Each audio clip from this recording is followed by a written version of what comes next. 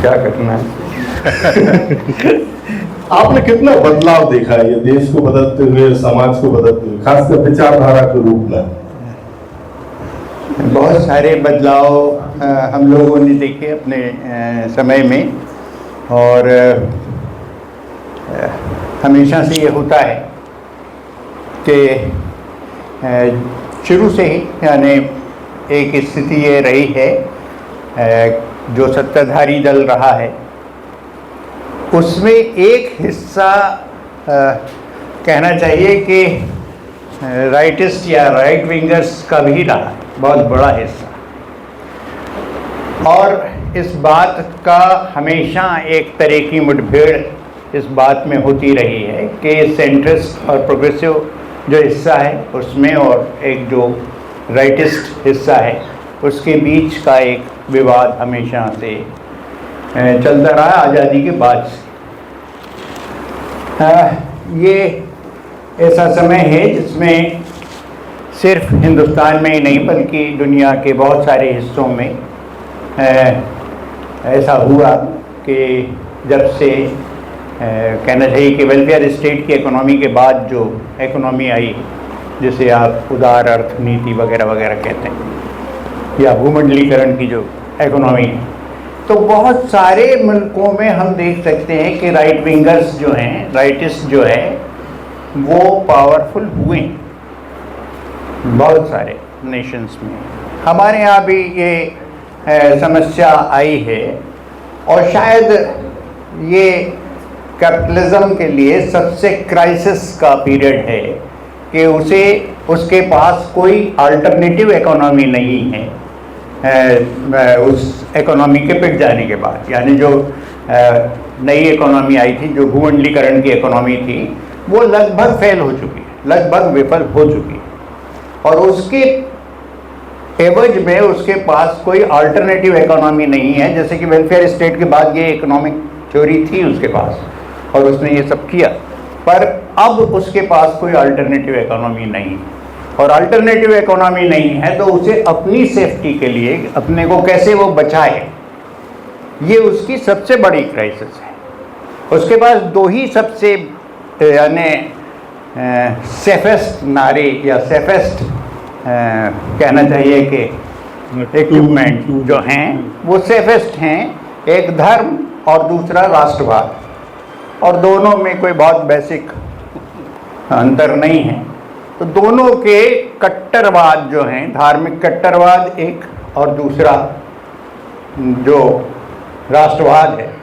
यानी आप देखिए कि जब ट्रंप आए अमेरिका में तो उन्होंने पहला ये कहा कि अमेरिका जो है वो अमेरिकन्स के लिए होगा। यानी अमेरिका जैसी जगह में भी राष्ट्रवाद का एक स्लोगन दिया गया, और तब से लगातार, हालांकि अब डेमोक्रेट्स हैं वहाँ पे, पर उसके बाद भी ट्रंप की जो लगातार उपस्थिति बनी हुई है। तो ऐसे बहुत सारे नेशंस में आप देख सकते हैं। हमारे यहाँ मज़ा ये है, ये देश ऐसा है कि जिसमें राष्ट्रवाद डिबेटेबल बहुत ज़्यादा नहीं रहा, और क्योंकि वो जब शुरू में डिबेटेबल था तो उसके विरोध करने वाले भी होते ही थे। रविन्द्रनाथ ने तो एक पूरी किताब ही राष्ट्रवाद पर लिखी जिसमें उनने राष्ट्रवाद का घोर विरोध किया। उन्होंने कहा कि राष्ट्रवाद सबसे खतरनाक विचारधारा है। तो इसलिए राष्ट्रवाद कोई बहुत अच्छा स्लोगन नहीं हो सकता था सत्ताधारी पावर्स के लिए। तो जो सत्ता में जो लोग बैठे थे, जो पावर्स में जो वर्ग था या जो सत्ताधारी था, उसको सबसे इजी था कि वो सेफेस्ट रास्ता चुने, और वो था धर्म का। मैंने पिछले दिनों एक थोड़ी सी कोशिश की कि हम अगर पॉलिटिकल टर्म्स में बात ना करें तो हम सिर्फ ये देखें कि आर्किटेक्चरल लेवल पर जो काम हुए वो किस तरह के। तीन बड़े आर्किटेक्ट्स या तीन बड़े आर्किटेक्चरल काम हुए 2014 से लेके इन 10 साल में। पहला था सरदार पटेल की मूर्ति, दूसरा था संसद भवन और तीसरा राम मंदिर। इन तीनों के स्ट्रक्चर्स पे अगर विचार करें कि क्या करना, इसके पीछे की पॉलिटिक्स किस तरह की पॉलिटिकल उसके धारणाएं निकलती हैं। यानी राम को आप क्यों जानते हैं, किस राम को आप जानते हैं? आप राम के बचपन को उस ढंग से नहीं एंजॉय करते जैसे कृष्ण के बचपन को करते हैं। राम का बचपन उस तरह का आकर्षक नहीं जैसा कृष्ण का है। राम जब राजा बन जाते हैं, रामराज जिसे कहते हैं, तब भी राम कोई बहुत आकर्षण का केंद्र नहीं है।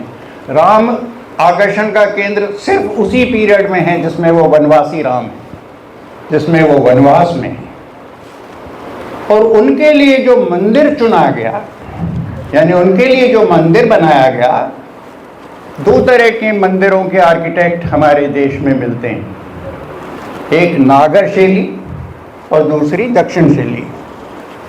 तो नागर शैली में बनाया गया वनवासी राम का मंदिर। तो पहला कंट्रडिक्शन तो यही आप देखें। दूसरी चीज, वो इतना अलंकारिक है। एक जगह एक बहुत बड़े चिंतक हुए हैं वाल्टर बेंजामिन, उन्होंने कहा है कि जब राजनीति बहुत श्रृंगारिक होने लगती है, जब बहुत ज़्यादा सौंदर्यात्मकता की तरफ जाती है, तो फासिज्म आता है। वो फासिज्म की तरफ जाती है, तब वो बहुत ही अलंकारिक हो जाती है। तो आप देखें उस मंदिर का जो सारी भव्यता है, जो सारा स्ट्रक्चरल वो किया गया, वो बहुत ही अलंकारिक था। तो एक तो ये इसके पीछे की राजनीति को कैसे समझें। दूसरी तरफ अगर आप आर्किटेक्ट जो बड़े हमारे यहाँ के चिंतक हुए हैं उनको देखें, तो वृत्ताकार आकृतियाँ और त्रिकोणात्मक आकृतियाँ के फर्क क्या हैं। वृत्ताकार आकृति जो है वो एक सतत प्रवाहमान गति को बताती है, जबकि त्रिकोणात्मक जो आकार है वो एक बंद स्ट्रक्चर को। तो जो वृत्ताकार संसद थी उसकी जगह त्रिकोणात्मक संसद, इस बात का प्रमाण, यानी इसको समझा जा सकता है कि कैसे आपके पीछे छिपी हुई मंशाएं आपके आर्किटेक्ट तक में प्रकट हो रही। इसी ढंग से आप कहीं भी जाएं दुनिया में, जब भारत का पर्यायवाची आइकॉन चुनना होगा तो महात्मा गांधी ही होंगे, इसके अलावा कोई दूसरा आइकॉन नहीं हो सकता। यानी ये सब ठीक है कि हम सब, बहुत सारे आइकॉन्स हैं हमारे पास और बहुत बड़े आइकॉन्स हैं, बाबा साहब हैं, जवाहरलाल नेहरू हैं और तमाम, और खुद सरदार पटेल जिनने बहुत सारी यानी बहुत बड़ा काम किया, बहुत बड़े आंदोलन चलाए स्वाधीनता संग्राम में, उनका बहुत बड़ा कंट्रीब्यूशन है। उन सब की मैं यानी अवहेलना नहीं कर रहा। लेकिन जब आप सबसे ऊंची मूर्ति बनाने की कल्पना करते हैं तो उसके लिए आप सरदार पटेल को चुनते हैं, तो आप ऑटोमेटिकली, आपकी मंशा इस बात को प्रमाणित करती है कि आप जिसके लिए इंडिया जाना जाता है, जिसके लिए पूरा देश जाना जाता है, उस आइकॉन को छोटा करना चाहते हैं बिना ये कहे। तो ये तीनों चीज़ें इस बात को बताती हैं कि आइडियोलॉजी किस लेवल पे काम कर रही, किस लेवल पे आप आइडियोलॉजिकल फाइट्स में हैं।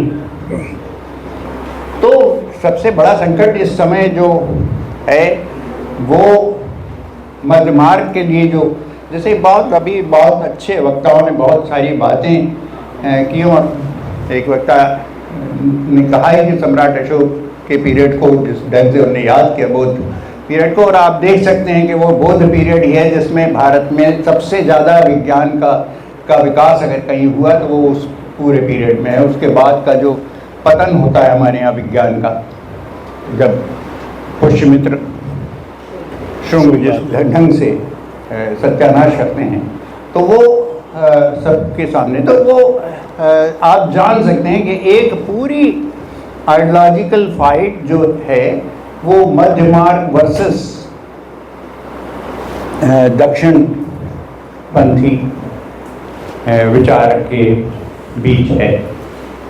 और इसलिए ये साफ है कि जो मध्य मार्ग है उसमें भी जो रोज बंदर कूद की तरह से इधर से उधर कूद रहे हैं, वो इस बात का तो प्रमाण है कि मध्य मार्ग में भी बहुत सारा हिस्सा ऐसा है जो कहीं ना कहीं दक्षिण पंथ की तरफ जाता है।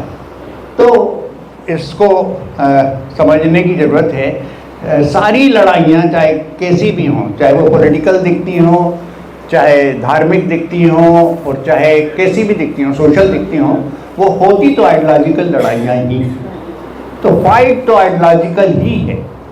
अब उसमें ये है कि उस आइडियोलॉजिकल लड़ाई में कब क्या होगा, इसका पहला कब फोकस विचारधारा का हावी हो, और आज हमारे सामने जो विचारधारा हावी है वो सीधे सीधे विरुद्ध है संविधान के। श्री राम प्रकाश त्रिपाठी जी से मैं पूछना चाहूँगा सर के बारे में थोड़ा सा। मैं ये बता दूं कि इमरजेंसी के समय में मुझे जहाँ तक याद आ रहा है कि सरकार की नीतियों की आलोचना वो शुरू से करते आए हैं, और उस समय सर जेल भी गए और उनकी नौकरी का कोई डिमोशन भी हुआ, और आज भी वो सरकार की जो गलत नीतियां हैं उनका विरोध करते हैं। तो एक नागरिक के रूप में अपने आप को देखना और सरकार की नीतियों का जो गलत नीतियां हैं उनका विरोध करते रहना कहीं ना कहीं देश में जागरूक नागरिक पैदा करता है।